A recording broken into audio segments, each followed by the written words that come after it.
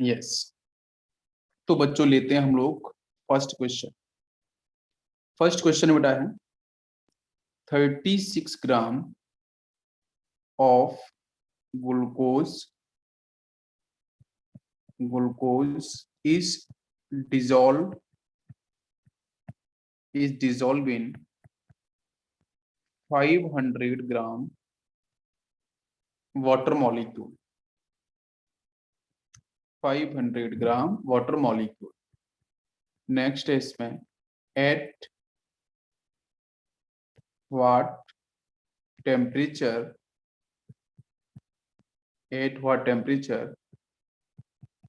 will be water molecule boils, ठीक है, VOIL N question mark.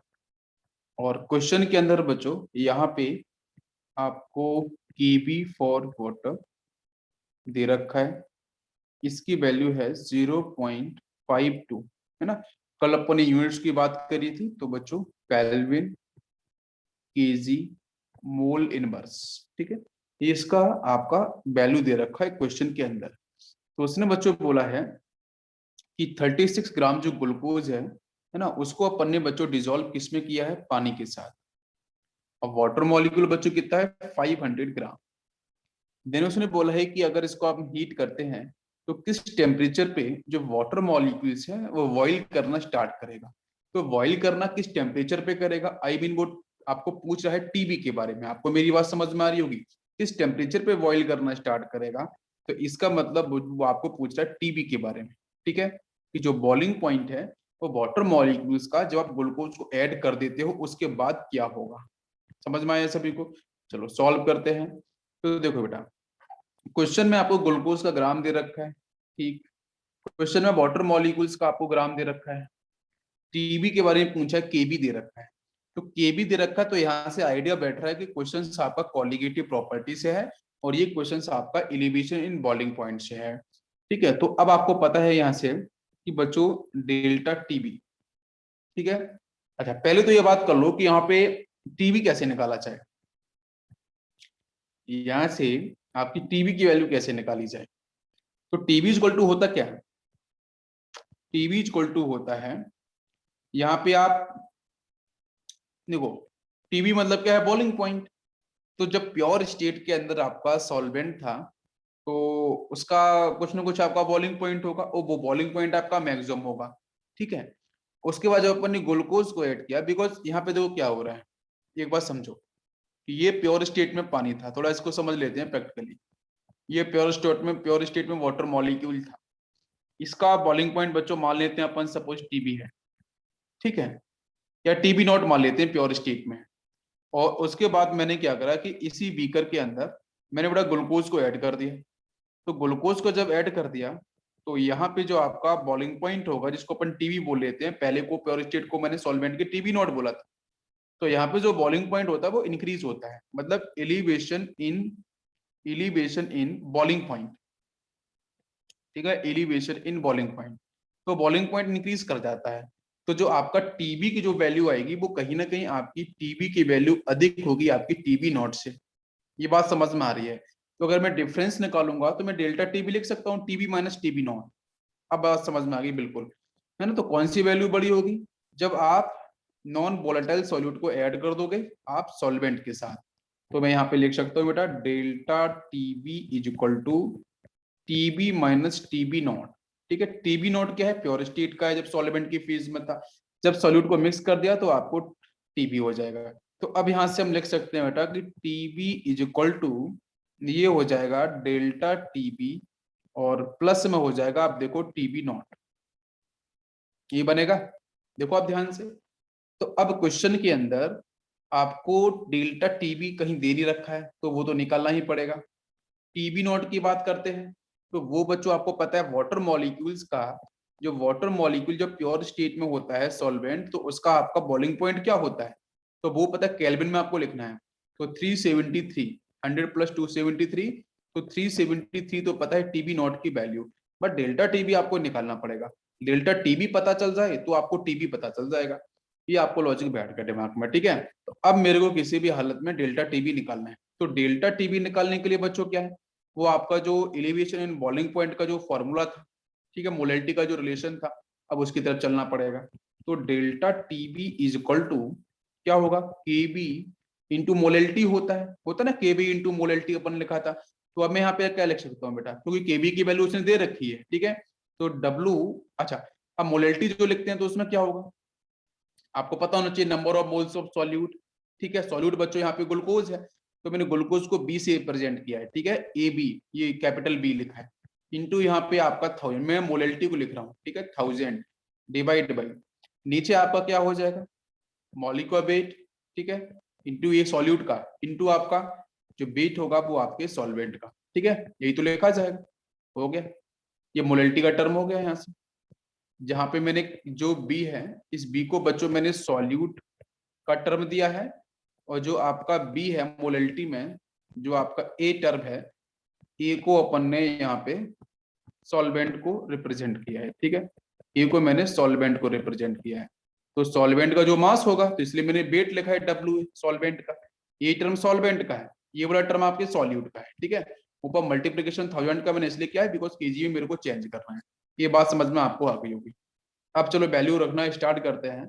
तो इस क्वेश्चन के अंदर देखो आपको 36 ग्राम दे रखा है सॉल्यूट का, केबी की वैल्यू ऑलरेडी 0.52 है, मल्टीप्लाई कितने बड़ा होगा, 36 ऊपर हो जाएगा, मल्टीप्लाई 1000, नीचे कितना आएगा, देखो 180 हो जाएगा ग्लूकोज का, है ना, मॉलिक्यूलर वेट एमबी, एमबी मतलब ग्लूकोज का मॉलिक्यूलर वेट, इंटू डब्ल्यू कितना दे रखा है बच्चों 500 ग्राम, देखो सॉल्वेंट का ग्राम में था, उसको केजी में करेंगे, 1000 के ऊपर मल्टीप्लाई, इसको इससे कैंसिल कर दो, कैलकुलेशन ये 2 हो जाएगा सीधा। इसके बाद हम यहाँ से 0.52 है, 36 है ना, और नीचे आपका 180 है, आप इसको भी कैंसिल कर सकते हो, किससे, 18 से कैंसिल कर दो, ये 2 चला जाएगा, यहाँ से आपको 10 मिल जाएगा, ठीक है। बाकी 2 से फिर से कैंसिल कर दो, 5 टाइम हो जाएगा, ठीक है, और बाकी आप यहाँ पे इसका मल्टीप्लीकेशन कर लो तो आंसर बनेगा। तो यहाँ से डेल्टा टीबी की वैल्यू क्या आ जाएगी, आप निकालोगे तो ये ऊपर बनेगा आपका 1.2 का मल्टीप्लाई 4, 5 इंटू 2 10, मतलब हो जाएगा 1.04 डिवाइड बाई, नीचे कितना बेटा बनेगा, इधर आपका हो जाएगा 5, और क्या दिखेगा नीचे आपको 5 रहेगा बिल्कुल।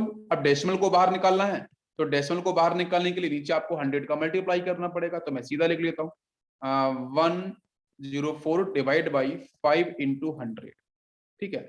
इसको अपन कैसे लिख सकते हैं, 5 से अगर इसे आप कैंसिल भी करोगे तो क्या होगा, 5 से तो 2 टाइम जाएगा 10, और फिर डेसिमल लगाना पड़ेगा, और फिर आप जीरो लाना पड़ेगा, देन डेसिमल लगाना पड़ेगा, 20 पॉइंट समथिंग कुछ वैल्यू आएगी, 20 पॉइंट और 58 मतलब 40, 20.8, नीचे आपका 100 है तो ऊपर 10 पावर 2 हो जाएगा।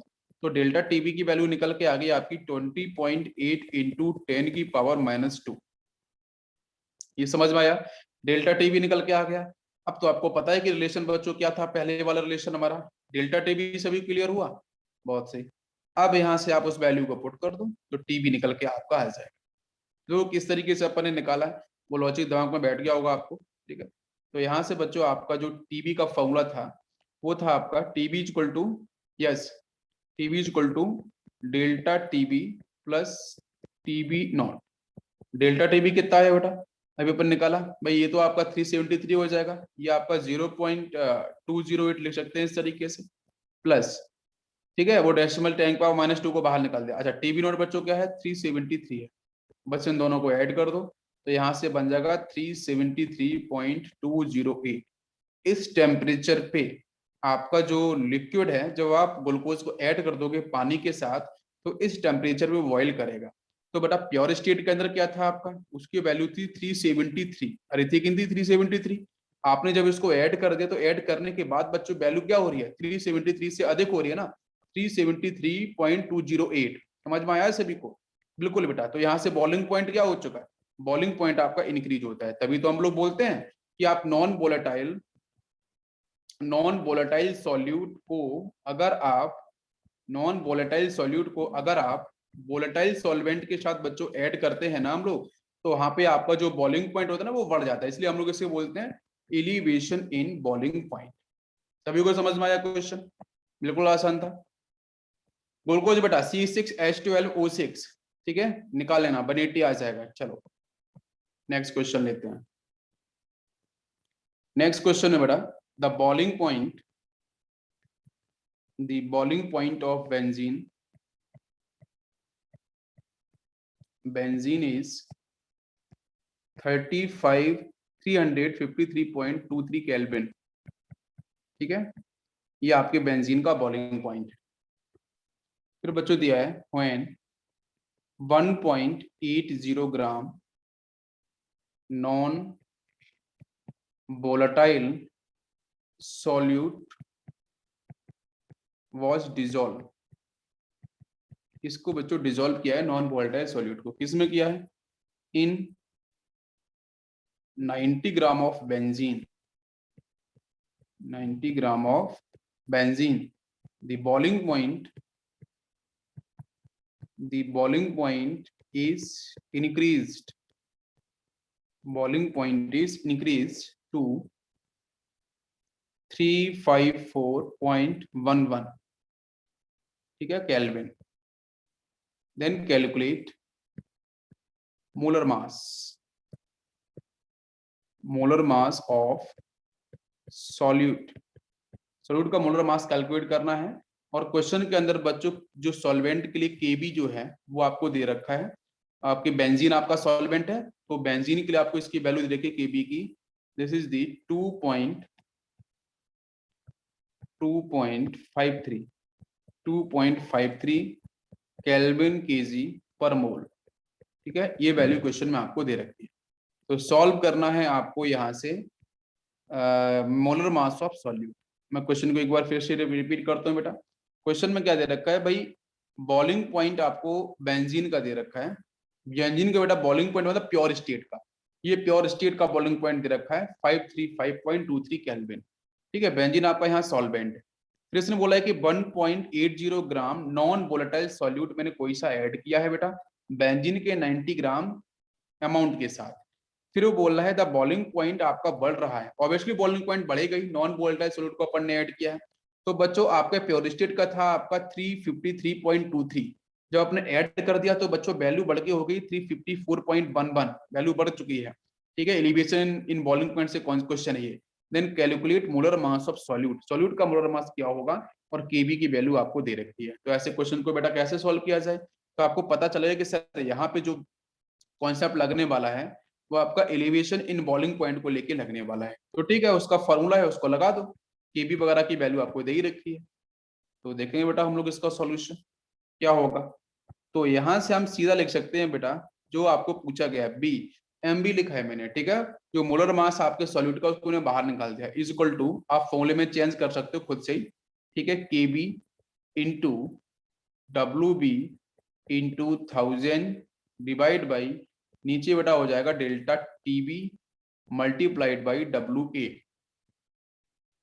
ठीक है, ये कोई नहीं बेटा वही बेसिक फॉर्मूला है जो अपन लिखते हैं ना हर जगह। डेल्टा टीबी भी लिखा था अपन ने, delta TB is equal to KB into W B multiplied by 1000 divide by, नीचे बच्चों था M B into W A, यही था ना। देखो अब आपसे एमबी पूछा गया तो अपन ने एमबी को बाहर निकाल दिया, एमबी को एक साइड ले लिया है, बाकी मैंने टर्म को एक साइड शिफ्ट कर दिया। समझ में? डेल्टा टीबी को नीचे पहुंचा दिया और कुछ नहीं किया, डेल्टा टीबी यहाँ पे आ गया, एमबी इधर शिफ्ट हो गया, बाकी डब्ल्यू ए वहीं पे, 1000 वहीं पे, केबी वगैरह सब वहीं पे। बस वैल्यू पुट कर दो और आंसर आपको मिल जाएगा। क्लियर हुआ सभी को क्या फॉर्मूले में किया है मैंने? बिल्कुल। तो चलो बच्चों वैल्यू रखो और कैलकुलेशन करो क्या आंसर होगा इसका। तो देखो चलो बेटा वैल्यू पुट करने की कोशिश करते हैं और क्वेश्चन में जो पूछा गया है, ठीक है, और उसको निकालने की हम बात करते हैं। तो एमबी बच्चों पूछा गया है, केबी की वैल्यू ऑलरेडी क्वेश्चन में गिवन थी, कितनी थी? 2.53 इंटू डब्ल्यू बी बच्चों कितना होगा बताओ भाई? डब्ल्यू बी सॉल्यूट के बारे में है ना बी, तो आपका सॉल्यूट कितना है? 1.80 ग्राम, लिख लो 1.80 gram multiplied by 1000 divide by delta TB की बच्चों वैल्यू कितनी होगी, तो आपको माइनस करना पड़ेगा ना डेल्टा टीबी। तो डेल्टा टीबी बेटा माइनस करेंगे तो क्या है? बड़ी वैल्यू माइनस छोटी वैल्यू, 354.11 माइनस 353.23, इसको माइनस कर दो। ठीक है, तो वहां से डेल्टा टीबी पता चल जाएगा कितना बेटा वैल्यू आएगा। आपने माइनस किया हो कितना वैल्यू आया? 0.88 समथिंग कुछ आएगा। आप माइनस कर लेना, ठीक है। और बताओ भाई, और डब्ल्यू ए बेटा कितना होगा, क्वेश्चन में दे रखा ऑलरेडी 90 दे रखा है, ठीक है। आप इसको सॉल्व करना, तो बस इस कैलकुलेशन को आपको सॉल्व करो, यहां से आपको आंसर मिल जाएगा। 90 वगैरह से ये कैंसिल कर देना, ये कैंसिल हो जाएगा, बाकी आपका टर्म देखो ऊपर 2 मिलेगा, 2 से ये कैंसिल कर देना, ठीक है। और इसको कैलकुलेशन करने के बाद आपको मिलेगा 2530 डिवाइड बाई 44 समथिंग, इसको सॉल्व कर लेना, वही जो आपका जो ग्राम निकल के आएगा वही बच्चों एमबी की वैल्यू होगी। समझ में आया सभी को किस तरीके से सॉल्व करना है, क्लियर। चलो नेक्स्ट क्वेश्चन लेते हैं। नेक्स्ट क्वेश्चन है बेटा, boiling point of water at 750 mm of mercury is 99.63 degrees Celsius. Then how much sucrose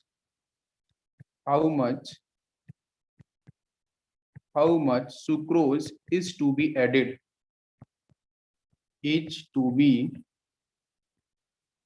added to 500 gram of water molecule such that it boils at 100 degree Celsius and कुछ, बस ये आपको दे रखा है, बाकी आपको सॉल्व करना है। तो देखो बेटा क्वेश्चन में क्या है, क्वेश्चन में आपको यहाँ दे रखा है भाई बॉइलिंग पॉइंट जो है वाटर का 750 mm ऑफ मर्करी पे दे रखा है 99.63 डिग्री सेल्सियस। फिर पूछा इसने हाउ मच सुक्रोज, कितना सुक्रोज ऐड किया जाए, मतलब नॉन वोलेटाइल सॉल्यूट कितना ऐड किया जाए, उसका अमाउंट कितना हो, किसके साथ, 500 ग्राम ऑफ वाटर मॉलिक्यूल के साथ, जो आपका सॉल्वेंट है, ठीक है। कि जहां पे आपका जो बॉइलिंग है, जो वाटर मॉलिक्यूल के साथ जब हम सुक्रोज को ऐड करेंगे तो सॉल्यूशन बन जाएगा, तो सॉल्यूशन का जो आपका बॉइलिंग पॉइंट है वो 100 डिग्री सेल्सियस हो जाए, ठीक है। तो कितना अमाउंट हम लोग सुक्रोज को ऐड करें, तो भाई प्योर स्टेट के बेटा अंदर बेटा क्या था, इस प्रेशर पे 750 mm मर्करी पे 99.63 था, सॉल्यूट को ऐड कर दिया, तो उसका जो आपका बॉइलिंग पॉइंट है बढ़ रहा है, मतलब एलिवेशन में बॉइलिंग पॉइंट का कॉन्सेप्ट है। और बाकी आप इसमें आपको पता करना है कि अमाउंट कितना होगा, तो सॉल्व करो, बताओ बच्चों क्या आंसर होगा। चलो किस तरीके से सॉल्व किया, तो देखो टेम्परेचर तो ऑलरेडी आपको दे ही रखा है, तो यहां से आपको डेल्टा टीबी की वैल्यू फटाफट पता चल जाएगी। डेल्टा टीबी क्या होगा, टीबी माइनस टीबी नॉट, ठीक है। तो बड़ी वैल्यू बेटा क्या है 100, और प्योर स्टेट की कितनी थी 99.6 थी, इसमें से इसको माइनस कर दो, तो 0.73 डिग्री सेल्सियस में है, तो ये आपको यहाँ से ये वैल्यू पता चल जाएगी, ठीक है, डेल्टा टीबी। अब आप बच्चों फॉर्मूले की तरफ, तो फॉर्मूला क्या होता है, delta TB is equal to KB into molality होता है, ठीक है। बस इसको फॉलो करो, मोलेलिटी को एक्सपेंड कर दो, तो delta TB is equal to KB multiply, KB बच्चों क्वेश्चन में केबी नहीं है तो आपको 0.52 लेना है, ठीक है, वाटर मॉलिक्यूल्स के लिए 0.52, इस बात को ध्यान रखो 0.52, ठीक है। यस क्वेश्चन में गिवन नहीं है केबी, तो कांस्टेंट है उसकी वैल्यू 0.52 फॉर वाटर मॉलिक्यूल्स। बाकी बच्चों मोलेलिटी को लिखेंगे तो आप देख लो यहाँ पे W B divide by M B divide by W A multiplied by 1000, इस तरीके से आप लिख लो इसको। बाकी जो वैल्यू दे रखी है बेटा डेल्टा टीबी की वैल्यू कितनी है 0.37, ऑप्शन डिग्री सेल्सियस में है, जैसे है आपको अगर केल्विन में तो उसमें चेंज करना पड़ेगा, तो इज इक्वल टू मैं डिग्री सेल्सियस में लिया, केबी की बच्चों वैल्यू कितनी लेनी है 0.52 लेनी है। बाकी आपको निकालना क्या है क्वेश्चन में, डब्ल्यू बी निकालना है, कि डब्ल्यू बी की वैल्यू निकालनी है, ठीक है ना। सॉल्यूट का उसने अमाउंट पूछा है, डब्ल्यू बी निकालना है ग्राम में। मॉलिक्यूलर वेट आपको पता है क्या क्वेश्चन में, बेटा सुक्रोज दे रखा है, तो सुक्रोज का मॉलिक्यूलर वेट क्या होता है 342 होता है, सभी को पता होना चाहिए 342, तो मैंने लिखा x वो निकालना है, यहाँ पे 342 divide by W a solvent का अमाउंट कितना है बेटा 500 ग्राम है, और मल्टीप्लाइड बाई 1000, समझ में आया सभी को। तो बस यहाँ से x की वैल्यू निकालनी है, सिंपल कैलकुलेशन है, x की वैल्यू निकाल लेना तो आंसर आपका मिल जाएगा। समझ में आया बच्चों, बताओ भाई क्लियर हो रहा है सभी को।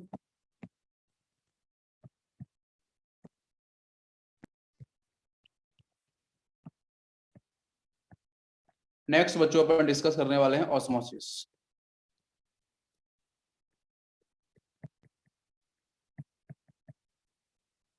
ठीक है। तो ऑस्मोसिस का बच्चों बेसिक मतलब क्या है, पहले इसको मैं डिफाइन कर लेता हूं। The flow of solvent particles from low concentration to high concentration through semi permeable membrane through SPM is known as osmosis। ठीक है बच्चों, तो ऑस्मोसिस का बेसिक मतलब क्या है कि सॉल्वेंट पार्टिकल्स का बच्चों फ्लो होना चाहिए कहां से, लोअर कॉन्सेंट्रेशन से हायर कॉन्सेंट्रेशन, या फिर हम बोल सकते हैं from solvent side to solution side, हम ऐसे भी बोल सकते हैं कि भाई लो कॉन्सेंट्रेशन से अपन लोग हाई कॉन्सेंट्रेशन की तरफ मूव करें। ठीक है, और क्या पार्टिकल्स का मूवमेंट होना चाहिए बेटा, सॉल्वेंट पार्टिकल्स का मूवमेंट होना चाहिए, और किसके थ्रू बेटा होना चाहिए, एसपीएम सेमी परमेबल मेम्ब्रेन के थ्रू आपका मूवमेंट होना चाहिए। ठीक, चलो नेक्स्ट कोई इंपॉर्टेंट पॉइंट्स के बारे में बात करेंगे। in osmosis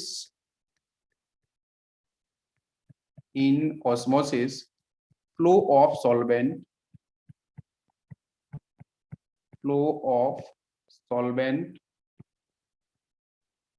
particles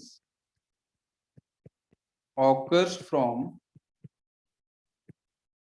low concentration to high concentration। ठीक है, and high concentration to low concentration। ठीक है, ये एक बहुत ही इंपॉर्टेंट पॉइंट है, इसको आप इंपॉर्टेंट लिख लो यहाँ पे। ठीक है, ऑस्मोसिस में मैंने लिखा है कि भाई in osmosis flow of solvent particles occurs from low concentration to high concentration और high concentration to low concentration. तो पहले तो मैंने बोला था कि भाई ऑस्मोसिस होता क्या है, ऑस्मोसिस के अंदर आपका सॉल्वेंट पार्टिकल्स का मूवमेंट, ठीक है, सॉल्वेंट पार्टिकल्स का movement from low concentration to high concentration. अब मैंने यहाँ पे लिखा है कि लो कॉन्सेंट्रेशन से हाई कॉन्सेंट्रेशन, हाई कॉन्सेंट्रेशन से low concentration.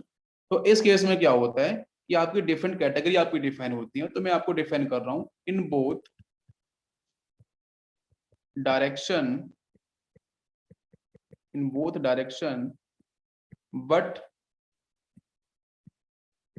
but the rate of flow of solvent particles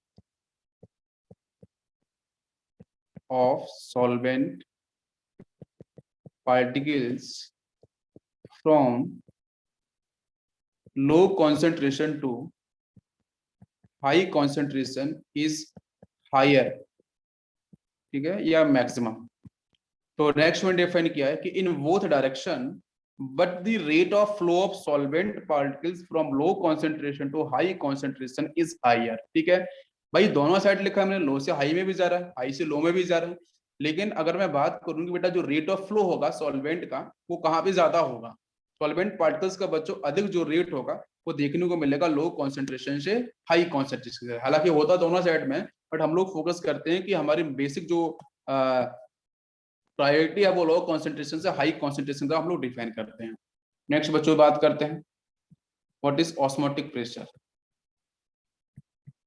osmotic pressure, osmosis आप लोगों ने समझा होगा। अब बच्चों बात करते हैं osmotic pressure represented by pi.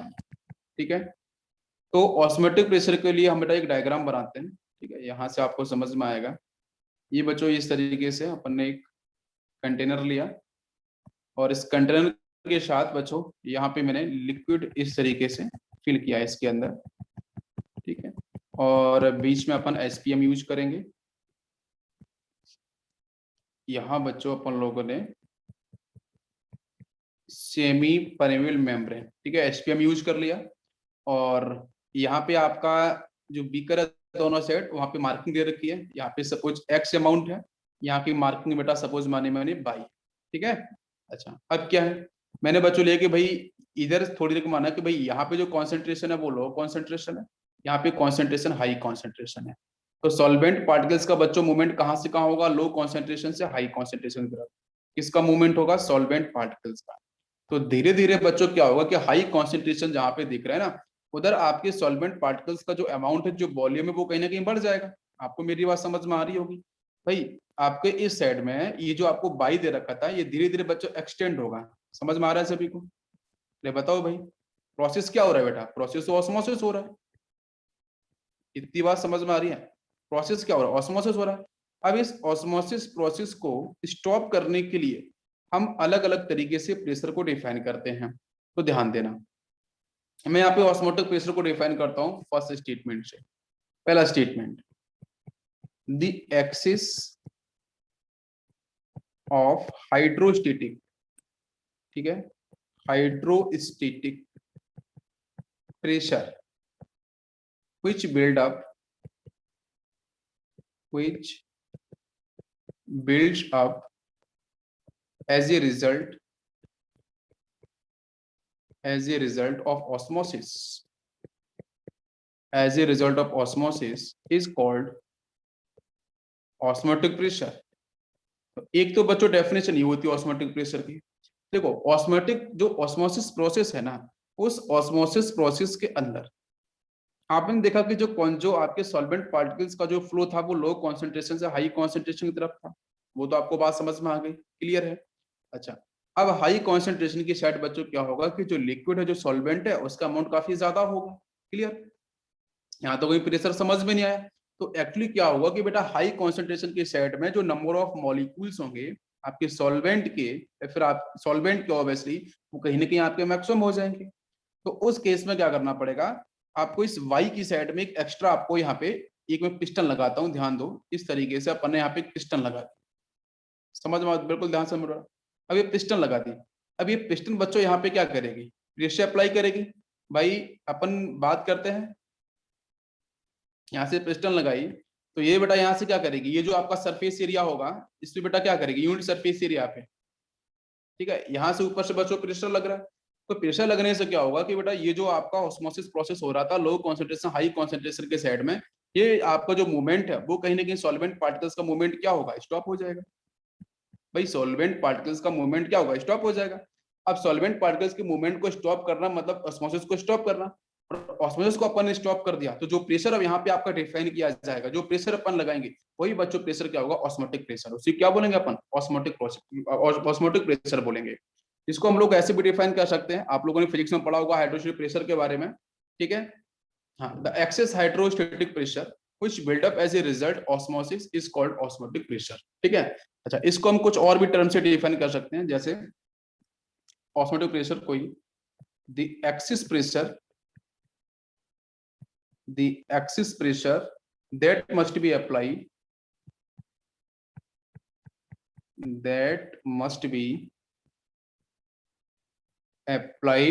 to the solution side to prevent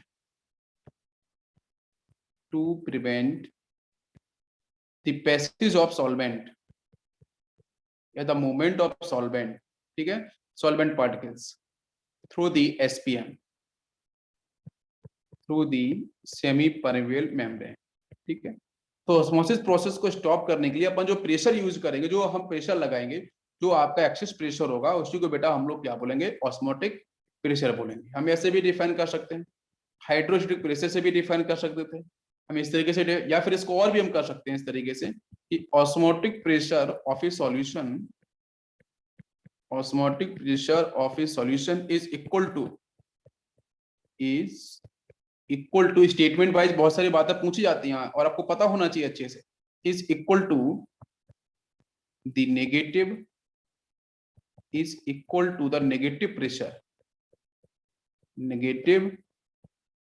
pressure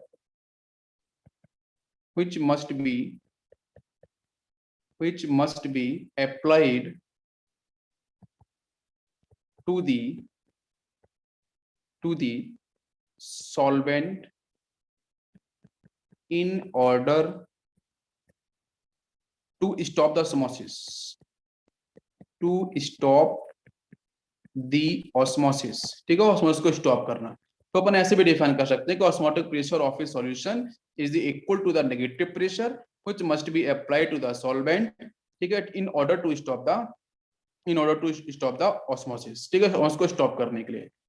तो डिफरेंट टर्म से डिफाइन कर सकते हैं। एक स्टेटमेंट हम और भी डिफाइन कर सकते हैं, the osmotic pressure of a solution may be defined as the extra pressure that should be applied to the solution to increase the chemical potential of solvent in the solution, ठीक है, is equal to the chemical potential of pure solvent at the same temperature।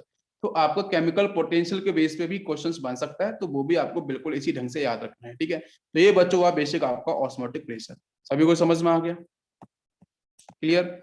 चलो इसके बाद बच्चों बात करते हैं next कि जो ऑस्मोटिक प्रेशर है वो डायरेक्टली प्रोपोर्शनल टू कॉन्सेंट्रेशन होता है, फर्स्ट स्टेटमेंट। सेकेंड बच्चों बात करें तो osmotic pressure directly proportional to temperature होता है, सेकेंड स्टेटमेंट। थर्ड बच्चों osmotic pressure directly proportional to, मैं C इंटू टी लिख सकता हूँ, थर्ड स्टेटमेंट। प्रोपोर्शनल को साइन को निकालेंगे तो बेटा आपका सॉल्यूशन कांस्टेंट आ जाएगा, मतलब S into C into T. S क्या है, सॉल्यूशन कांस्टेंट है, ये आपका रिजल्ट आ गया। अब यहाँ से बच्चों हम क्या करते हैं कि आपका जो पाई है, पाई से अपन ऑस्मोटिक प्रेशर को रिप्रेजेंट करते हैं, वो तो आपको यहाँ समझ में आ रहा है। लेकिन कॉन्सेंट्रेशन इज इक्वल टू बेटा N/V होता है, ये भी आपको पता है। तो अपन बच्चों थोड़ी देर के लिए क्या करेंगे, यहाँ से जो S है वो आपका सॉल्यूशन कांस्टेंट है। अब ये सॉल्यूशन कांस्टेंट को हम लोग रिप्लेस कर देंगे बेटा गैस कांस्टेंट के साथ, ठीक है। सॉल्यूशन कांस्टेंट रिप्लेस करेंगे गैस कांस्टेंट से, तो गैस कांस्टेंट बच्चों होता है कैपिटल R, ये होता है गैस कांस्टेंट। तो इस केस में जो आपका पाई का जो इक्वेशन होगा वो बन जाएगा पाई इज इक्वल टू, ये हो जाएगा C into R into T. तो pi is equal to CRT हम लोग पढ़ते हैं, लेकिन यहाँ पे R बच्चों क्या है, वो गैस कांस्टेंट है, सभी को ध्यान रहेगा। अब यहाँ से कॉन्सेंट्रेशन टर्म को बच्चों हम लोग लिख सकते हैं N/B। तो इस टर्म को हम लोग ऊपर भी चेंज करके लिख सकते हैं, pi is equal to N/B into R into T, ये समझ में आ रहा है। अब यहाँ से पाई को बच्चों अपन रिप्लेस कर सकते हैं किसके साथ, प्रेशर के साथ, P के साथ। तो यहाँ से फिर मिल जाएगा P is equal to N/B into R into T. तो ध्यान से देखो ये इक्वेशन क्या बन गई है, ये बच्चों इक्वेशन बन गई है PV is equal to NRT। क्या आपको मेरी बात समझ में आ रही है, क्लियर। तो ये याद रखने का तरीका है, जहां पे आपको P जो है वो बच्चों आपका ऑस्मोटिक प्रेशर, यहाँ पे P सिंपल प्रेशर नहीं है, it is osmotic pressure, P J osmotic pressure. B आपका क्या है, आपका वॉल्यूम है, किसका वॉल्यूम है बच्चों, आपके सॉल्यूशन का है। N क्या है, नंबर ऑफ मोल्स है। R आपका क्या है बेटा, गैस कांस्टेंट है। T आपका टेम्परेचर है, वो आपके केल्विन में रिप्रेजेंट किया जाएगा। तो आप इस तरीके से भी इसको रिलेट कर सकते हो, और आपको याद रखने में काफी इसकी काफी आपको मदद मिलेगी, आपको हेल्प मिलेगी। सभी को बात समझ में आ गई, क्लियर। अब यहाँ से बच्चों R की वैल्यू क्या होती है, जो गैस कांस्टेंट है उसकी भी वैल्यू आपको ध्यान रख लेना, 0.082, ठीक है। ये ATM लीटर पर मोल पर केल्विन होता है, ठीक है। इस वैल्यू को आपको ध्यान रखना है, ठीक है, कैपिटल R की वैल्यू को, इंपॉर्टेंट है और आपको देखने को मिलेगी। अब बच्चों बात करते हैं इसके बाद हम लोग रिवर्स ऑस्मोसिस। नेक्स्ट पॉइंट है रिवर्स ऑस्मोसिस। तो आपने ऑस्मोसिस समझा, ऑस्मोटिक प्रेशर समझा आपने, ठीक है। ऑस्मोटिक प्रेशर का बेसिक मतलब क्या है कि सॉल्वेंट के पार्टिकल्स के मूवमेंट को रोक देना, ठीक है, उसको स्टॉप कर देना। तो बेटा रिवर्स ऑस्मोसिस क्या है, आपने पढ़ा होगा बेटा, जो आपके प्योरीफायर्स होते हैं उसमें RO सिस्टम होता है, रिवर्स ऑस्मोसिस। इसका बेसिक मतलब क्या है कि भाई सॉल्यूशन साइड से जो सॉल्वेंट पार्टिकल्स का मूवमेंट हो रहा था, कहां से कहां बेटा, लो कॉन्सेंट्रेशन से हाई कॉन्सेंट्रेशन की साइड में जो सॉल्वेंट पार्टिकल्स का जो मूवमेंट था, जो फ्लो हो रहा था, उसको अपन ने ऑस्मोसिस बोला था। तो अब इसका उल्टा, उल्टा मतलब क्या, यहाँ पे हम लोग कुछ एक्स्ट्रा प्रेशर लगाने वाले हैं, जिसकी बच्चों जो वैल्यू होगी ना, वो आपका P एक्सटर्नल, हम उसके साथ रिलेट करेंगे, ठीक है, कि P एक्सटर्नल की वैल्यू आपकी क्या पाई से अधिक हो या पाई के बराबर हो। तो देखेंगे बेटा वहां पे हम P एक्सटर्नल की वैल्यू पाई से अधिक करेंगे, और वहां पे जो आपका ऑस्मोसिस जो हो रहा था उसको हम स्टॉप करेंगे, और सॉल्यूशन साइड से हम लोग क्या करेंगे, आपके हाई कॉन्सेंट्रेशन से और आपके लोअर कॉन्सेंट्रेशन की तरफ सॉल्वेंट पार्टिकल्स का मूवमेंट कराएंगे। जो प्योरिफिकेशन टेक्निक यही होती है, RO। तो बच्चों पहले इसको स्टेट कर लेते हैं है क्या ये, ठीक है। चलो, when external pressure is greater, external pressure is greater than osmotic pressure, then flow of solvent particle, then flow of solvent particles flow of solvent particles occurs from high concentration to low concentration, ठीक है, low concentration through SPM, semi permeable membrane, is known as RO, is known as reverse osmosis, ठीक है, ये है reverse osmosis. तो क्या बेटा करना है, एक्सटर्नल प्रेशर की वैल्यू जो है बच्चों वो अधिक करनी है किससे, ऑस्मोटिक प्रेशर की, ठीक है। तो उस केस में जो फ्लो ऑफ सॉल्वेंट पार्टिकल्स है, ठीक है, वो बच्चों होने लगेगा from high concentration solution side से सॉल्वेंट्स की साइड में, ठीक है, through the SPM, semi permeable membrane के। इसको बच्चों हम लोग बोलते हैं रिवर्स ऑस्मोसिस। सभी को समझ में आ गया होगा, बिल्कुल सिंपल सी इसकी डेफिनेशन थी। जैसे यहाँ पे मैं एक सिस्टम बनाता हूँ, आपको समझ में आएगा। जैसे बच्चों यहाँ पे अपन है ना, यहाँ पे एसपीएम लगा ली, सेमी परमेबल मेम्ब्रेन, ठीक है। एक तरफ मैंने क्या बेटा प्योर वाटर को फिल कर दिया, और प्योर वाटर तो आपको पता ही है कि उसका जो आपका कॉन्सेंट्रेशन होता है वो काफी कम होता है, ठीक है, प्योर वाटर। और प्योर वाटर का मतलब बेटा यहाँ पे आपका लो कॉन्सेंट्रेशन, ठीक है, लो कॉन्सेंट्रेशन। तो इनिशियली बच्चों क्या होगा, और इधर मैंने लिया बच्चों NaCl ब्राइन सॉल्यूशन ले लिया, ठीक है, जिसमें पानी भी प्रेजेंट है एज वेल एज आपका Na+ और Cl- आयन भी प्रेजेंट है। यहाँ पे Na+ एक्वस प्रेजेंट है, एज वेल एज आपका Cl- एक्वस प्रेजेंट है, मतलब ब्राइन सॉल्यूशन लिया मैंने, सॉल्ट सॉल्यूशन ले लिया। अब पता है कि सर इधर तो लो कॉन्सेंट्रेशन है, बट इधर क्या होगा, high concentration. According to osmosis बच्चों क्या होगा भाई, लो कॉन्सेंट्रेशन से हाई कॉन्सेंट्रेशन की साइड में मूवमेंट होगा, ऑस्मोसिस हो जाएगा। लेकिन बच्चों हम क्या करेंगे, मैंने अभी जस्ट बोला था कि आपको ऑस्मोसिस को स्टॉप करना है, स्टॉप करना है तो आप ऑस्मोटिक प्रेशर को डिफाइन कर सकते हो, हाई कॉन्सेंट्रेशन में पिस्टन लगा दो, वो इसको स्टॉप कर देगा, कोई दिक्कत नहीं।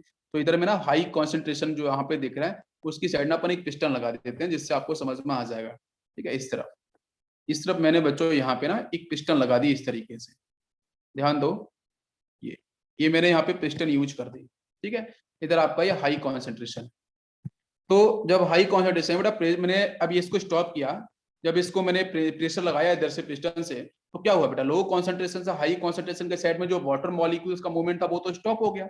लेकिन मैंने क्या किया, मैंने बच्चों को ऐसा किया कि जो पी एक्सटर्नल की जो वैल्यू है उसको अगर मैं बराबर पाई रखता हूं, तो इसका मतलब क्या है कि P external is equal to pi. तो क्या बेटा यहाँ पे रिवर्स ऑस्मोसिस हो पाएगा, हो पाएगा? बिल्कुल नहीं, आपका ऑस्मोसिस रुक जाएगा।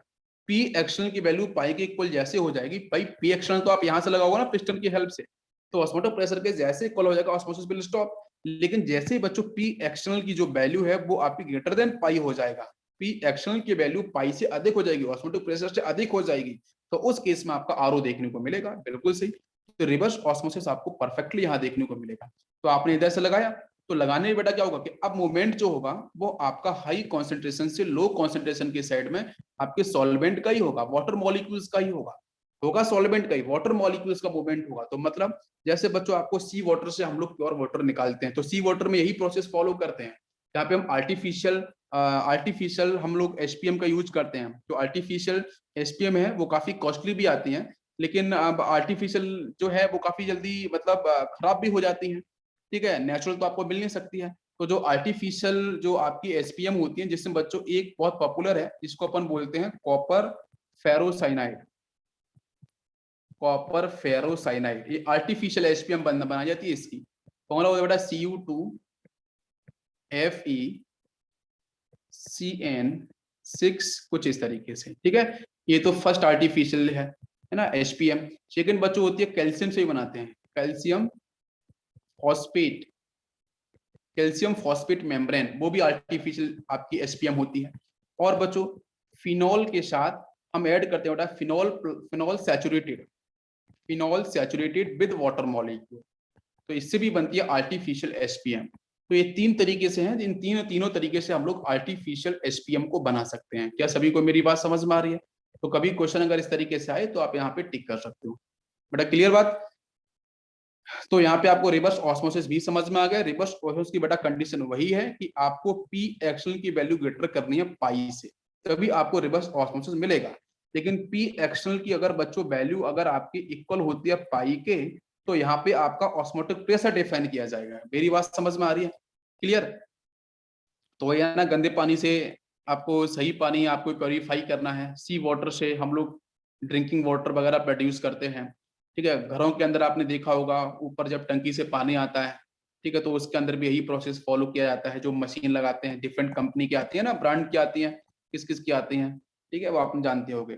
तो बच्चों यहाँ से क्लियर हो गया कि बेटा हाई कॉन्सेंट्रेशन साइड से लो कॉन्सेंट्रेशन साइड में जो मूवमेंट होगा सॉल्वेंट पार्टिकल्स का थ्रू दी एसपीएम, ठीक है, जहां पे कंडीशन है आरओ की भाई पी एक्सटर्नल की जो वैल्यू है वो आपकी पाई से अधिक हो जाए, ठीक है, आपको देखने को मिलेगा रिवर्स ऑस्मोसिस। ठीक है, मैंने कंप्लीट यहाँ पे लिख दिया। तो ये बेटा हम कहाँ पे यूज करते हैं? It is used in the purification of water. ठीक है, हाँ, तो जो वाटर मॉलिक्यूल्स है, जो आपका गंदा पानी है, ठीक है, या फिर आपका जो सी वाटर है, तो वहां से हम लोग इस रिवर्स ऑस्मोसिस का काफी बेहतरीन ढंग से यूज करते हैं। अपने इंडिया में तो नहीं, बाहर के कंट्रीज में तो बहुत ज्यादा इसका यूज होता है, जहाँ पे जमीन के नीचे पानी नहीं है, ठीक है, वहां पे दिक्कत बहुत ज्यादा है। ये समझ में आ गया? क्लियर? बताओ बच्चों, समझ में आ गया? अच्छा, अब मैं आपसे पूछता हूँ ये डेफिनेशन ऑस्मोसिस की अलग तरीके से। ऑस्मोसिस का बेसिक मतलब क्या था कि सॉल्वेंट पार्टिकल्स का मूवमेंट लो कॉन्सेंट्रेशन से high concentration through the SPM. Osmosis का मतलब, तो ऑस्मोसिस को मैं क्या ऐसे भी लिख सकता हूँ कि लो ऑस्मोटिक प्रेशर से सॉल्वेंट पार्टिकल्स का मूवमेंट हाई ऑस्मोटिक प्रेशर की तरफ। क्या ये भी बात सही है? बिल्कुल सही है। ये भी ऑस्मोसिस को ही रिप्रेजेंट कर रहा है ना, ऑस्मोसिस को। ऑस्मोसिस में हम लोग पढ़ते हैं ना कि भाई लो कॉन्सेंट्रेशन, यहाँ पे लो कॉन्सेंट्रेशन, वहां पे हम लो ऑस्मोटिक प्रेशर भी तो बोल सकते हैं ना। भाई हाई ऑस्मोटिक प्रेशर किधर था? हाई कॉन्सेंट्रेशन के साइड में ना। तो लो ऑस्मोटिक प्रेशर से हाई ऑस्मोटिक प्रेशर की साइड में जो सॉल्वेंट पार्टिकल्स का मूवमेंट होगा थ्रू दी एसपीएम, उसको भी अपन लोग एसपीएम बोल सकते हैं। अलग डेफिनेशन है, आप बना सकते हो बहुत सारी डेफिनेशन इस तरीके से। क्लियर हुआ सभी को? इसके बाद बच्चों मैं ऐसे बोल सकता हूँ कि हाइपोटोनिक सॉल्यूशन से सॉल्वेंट पार्टिकल्स का मूवमेंट थ्रू दी एसपीएम किस तरह बेटा? हाइपरटोनिक। ठीक है, हाइपरटोनिक सॉल्यूशन। तो this is also example of osmosis. एक नई डेफिनेशन भी आपकी ऑस्मोसिस की बन गई। हाइपो का मतलब लेस होता है, हाइपर का मतलब मैक्सिमम होता है। तो बच्चों वही है कि लो कॉन्सेंट्रेशन से हाई कॉन्सेंट्रेशन की साइड में मूवमेंट, ठीक है, सॉल्वेंट पार्टिकल्स का थ्रू दी एसपीएम। तो ये भी एक डेफिनेशन आपकी बन चुकी है ऑस्मोसिस की। सभी को समझ में आया? अब बच्चों कुछ टर्म हम लोग ऑस्मोसिस से रिलेट कर लेते हैं। तो पहला पॉइंट है बेटा आइसोटोनिक। आइसोटोनिक सॉल्यूशन का मतलब क्या? आइसोटोनिक का बच्चों बेसिक मतलब है, हम ऑस्मोटिक प्रेशर रिप्रेजेंट करेंगे कि भाई पाई 1 इक्वल टू पाई 2। आइसो का मतलब इक्वल। भाई आपके टू डिफरेंट सॉल्यूशंस हैं, ठीक है, अगर वहां पे आपके बीच में एचपीएम लगी है, दोनों साइड बच्चों आपका जो ऑस्मोटिक प्रेशर है पाई 1 और पाई 2 अगर बराबर है, तो उसको बोलते हैं अपन आइसोटोनिक सॉल्यूशन। ठीक है, आइसोटोनिक सॉल्यूशन। इसके बाद बच्चों आता है सेकंड आपका हाइपोटोनिक की बात करते हैं और हाइपरटोनिक की बात करते हैं। तो बच्चों जो पाई 1 है, यहाँ मैंने पाई 2 लिखा है। तो पाई 2 की वैल्यू अधिक, मतलब क्या कि जो आपका प्रेशर कहाँ पे कम है उसको अपन बोल सकते हैं हाइपोटोनिक। ध्यान दो, ये क्या हो गया? हाइपोटोनिक सॉल्यूशन जहां प्रेशर कम होगा। जहां बच्चों आपका अधिक, तो वहां पे क्या बोलेंगे इसको? हाइपरटोनिक। हाइपरटोनिक, ठीक है, हाइपरटोनिक सॉल्यूशन। ठीक है, समझ में आ रहा है सभी को? क्लियर? अरे भाई जहां पे ज्यादा होगा वो हाइपरटोनिक बोला जाएगा। हाइपर का मतलब अधिक होता है, हाइपो का मतलब लेस होता है। सिंपल सा पॉइंट यही है। अरे सभी को बात क्लियर हुई बच्चों यहाँ तक? चलो, इसके कुछ एग्जांपल्स भी हैं जिसको आप एग्जांपल्स के थ्रू भी देख सकते हो। जैसे बच्चों हम लोग बात करते हैं आरबीसी के बारे में, रेड ब्लड सेल्स के बारे में, ठीक है, या फिर हम लोग बच्चों ब्लड से रिलेटेड हम लोग बात करते हैं, ठीक है, तो वो कौन सा एग्जाम्पल है? आइसोटोनिक का। Is example of isotonic solution. Example of isotonic solution किसके साथ बच्चों होगा? ये आप लोग पढ़ते हैं जहां पे हम लोग कॉन्सेंट्रेशन लेते हैं बेटा आपके NaCl का, वो भी होता है 0.91 percentage weight by volume NaCl। ठीक है, तो NaCl का अगर कॉन्सेंट्रेशन वेट बाई वॉल्यूम, ध्यान रखो वेट बाई वॉल्यूम, ठीक है, वेट बाई वॉल्यूम 0.91, ये एनसीईआरटी में डिफाइन किया गया है। एनसीईआरटी के अंदर बायोलॉजी वाले जो बच्चे हैं उनको ज्यादा बेहतरीन ढंग से पता होगा। ठीक है, तो जो आपका आरबीसी है फिर जो आपका ब्लड है वो बेटा वो आइसोटोनिक सॉल्यूशन को डिफाइन करता है आपके इस NaCl का कॉन्सेंट्रेशन कितना है? 0.91, या फिर इसको हम बेटा बोल सकते हैं मोलरिटी के टर्म में। तो मोलरिटी टर्म में क्या होगा? 0.16 मोलरिटी NaCl, ऐसे भी डिफाइन कर देते हैं 0.16 मोलरिटी, दोनों का मतलब एक ही है। ठीक है, बिल्कुल, तो ये आपका इंपॉर्टेंट है, इसको स्टार लगा लेना बेटा। ठीक है, आपको ध्यान रखना है, मैंने कहा एम का मतलब मेमोराइज करना है, ठीक है, अच्छे से। नेक्स्ट बात करते हैं बेटा नेक्स्ट पॉइंट की तरफ। इफ इन सॉल्यूशन टू और more than two solutes are present,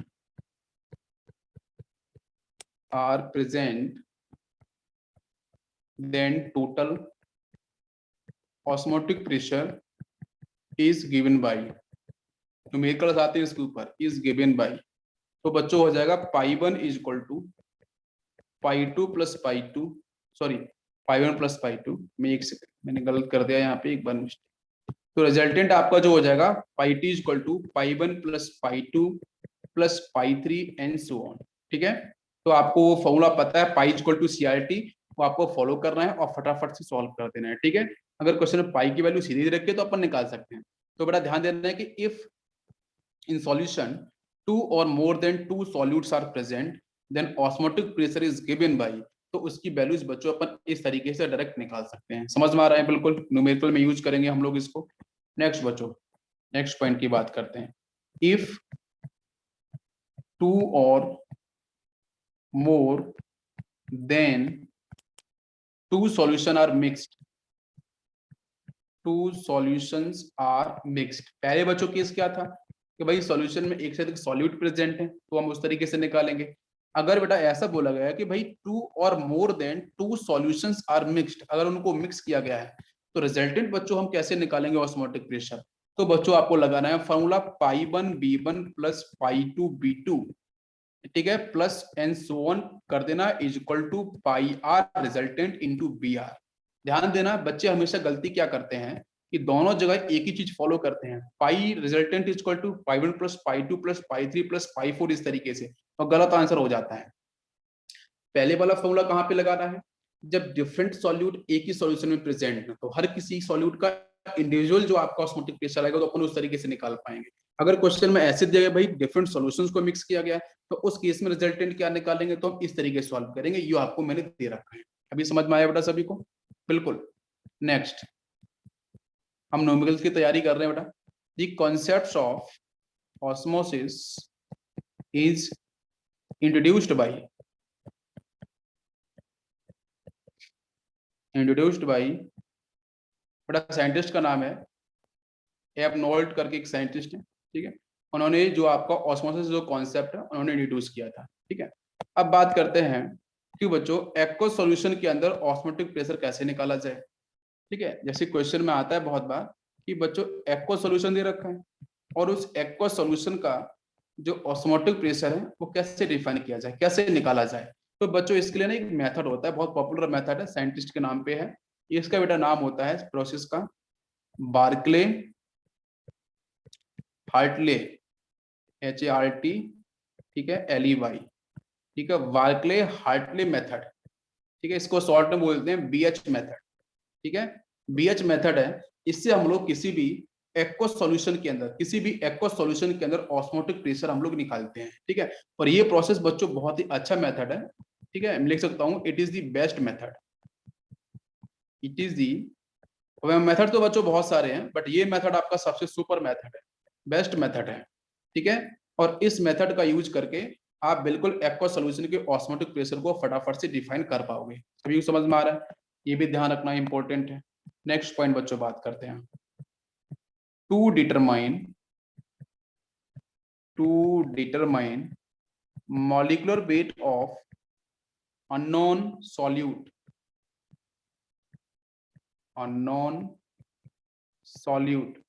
जैसे बेटा क्वेश्चन आता है पॉलीमर्स के ऊपर, न्यूमेरिकल्स की कैटेगरी बेटा बता रहा हूं मैं, पॉलीमर्स पे क्वेश्चन आता है, क्वेश्चंस बायोमोलिक्यूल्स पे भी आता है, बायोमोलिक्यूल्स दिया होगा, या बच्चों क्वेश्चन में प्रोटीन्स के बारे में जिक्र किया जाएगा, मतलब कुछ बड़े मॉलिक्यूलर वेट वाली कंपाउंड्स के बारे में जिक्र किया जाएगा।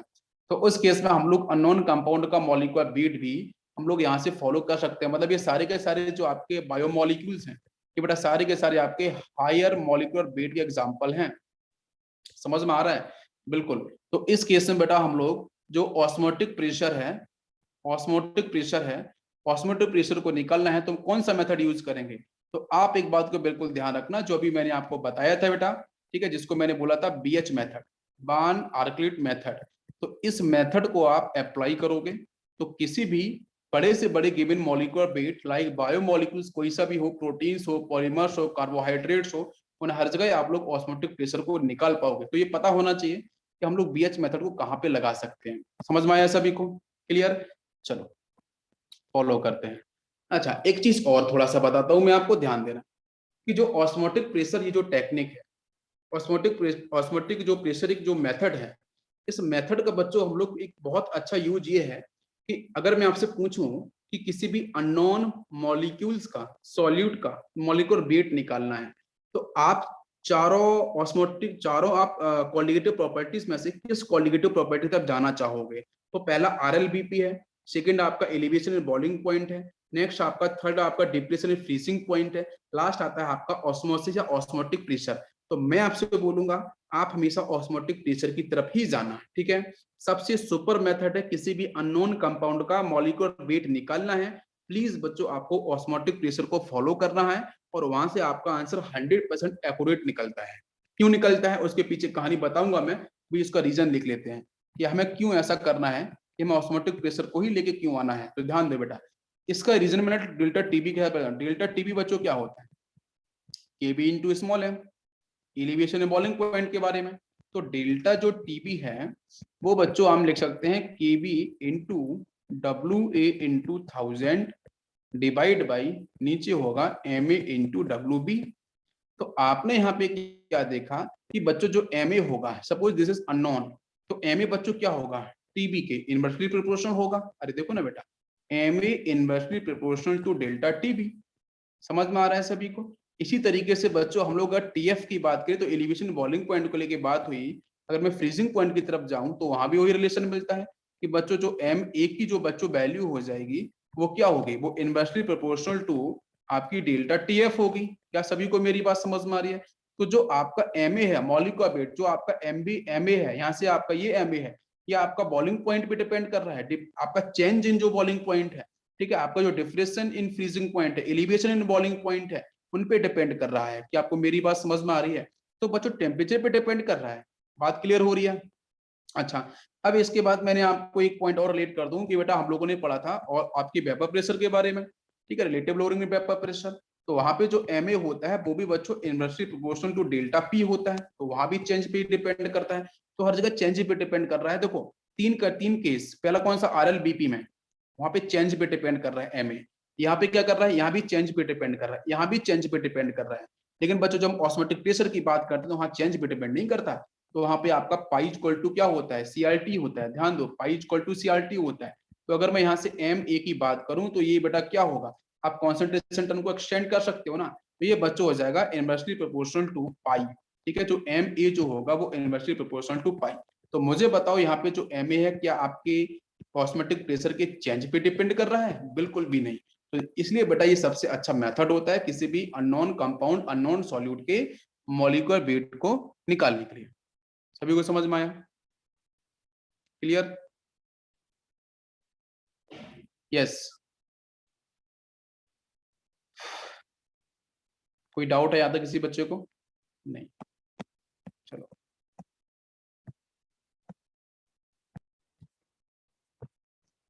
ठीक है। यस, नेक्स्ट बच्चों हम बात करते हैं, यस, क्वेश्चन लेते हैं कि in given arrangement the direction of flow, जो फ्लो है उसका डायरेक्शन क्या होगा? मैं आपको क्वेश्चन देता हूं, ठीक है, ध्यान से आप लोग बताना। पहला क्वेश्चन लिया है मैंने, बहुत ही आसान सा। यहाँ बच्चों मैंने दिया है 10% weight by volume NaCl aqueous. यहाँ लिख के दिया मैंने 20% weight by volume NaCl aqueous. बताओ बच्चों मोमेंट किधर से किधर होगा? मान लो मैंने बच्चों इसको माना है x, इसको माना है मैंने y, मोमेंट किधर से किधर होगा? मैं आपको ये ऑप्शन देता हूं, क्या मोमेंट x से y होगा? और लिखा है मैंने NaCl का मूवमेंट होगा क्या? ई ऑप्शन में। बी ऑप्शन में बच्चों दिया मैंने एक्स से बाई मूवमेंट हो रहा है क्या? क्या सिर्फ वाटर मॉलिक्यूल्स का मूवमेंट होगा? इसी तरीके से मैंने सी ऑप्शन दिया आपको।